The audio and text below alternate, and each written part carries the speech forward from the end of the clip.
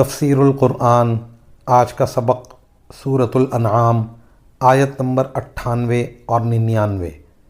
اعوذ باللہ من الشیطان الرجیم، بسم اللہ الرحمن الرحیم۔ وَهُوَ الَّذِي أَنشَأَكُم مِّن نَّفْسٍ وَاحِدَةٍ فَمُسْتَقَرٌّ وَمُسْتَوْدَعٌ قَدْ فَصَّلْنَا الْآيَاتِ لِقَوْمٍ يَفْقَهُونَ۔ وَهُوَ الَّذِي أَنزَلَ مِنَ السَّمَاءِ مَاءً فَأَخْرَجْنَا بِهِ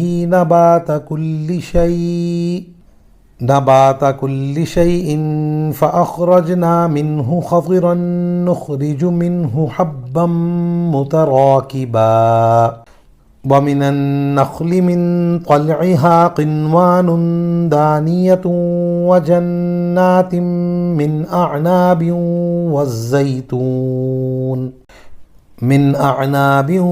والزيتون والرمان مشتبها وغير متشابه انظروا إلى ثمره إذا أثمر وينعه إن في ذلكم لآيات لقوم يؤمنون۔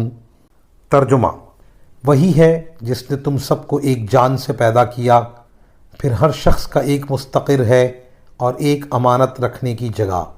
ہم نے ساری نشانیاں ایک ایک کر کے کھول دی ہیں مگر ان لوگوں کے لیے جو سمجھ سے کام لیں۔ اور اللہ وہی ہے جس نے تمہارے لیے آسمان سے پانی برسایا، پھر ہم نے اس کے ذریعے ہر قسم کی کونپلیں اگائیں۔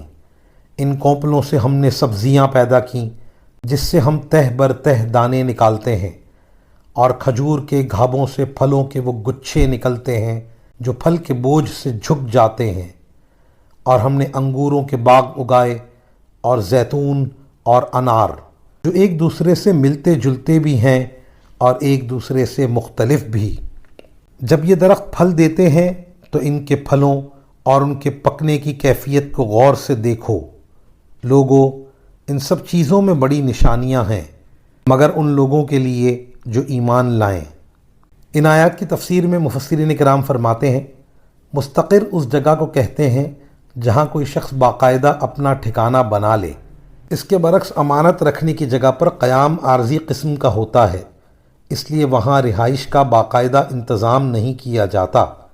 اس بات کو مد نظر رکھتے ہوئے اس آیت کی تفسیر مختلف طریقوں سے کی گئی۔ حضرت حسن بصری رحمۃ اللہ علیہ سے اس کی تفسیر منقول ہے کہ مستقر سے مراد دنیا ہے، جہاں انسان باقاعدہ اپنی رہائش کا ٹھکانہ بنا لیتا ہے، اور امانت رکھنے کی جگہ سے مراد قبر ہے، جس میں انسان کو مرنے کے بعد عارضی طور سے رکھا جاتا ہے، پھر وہاں سے اسے آخرت میں جنت یا جہنم کی طرف لے جایا جائے گا۔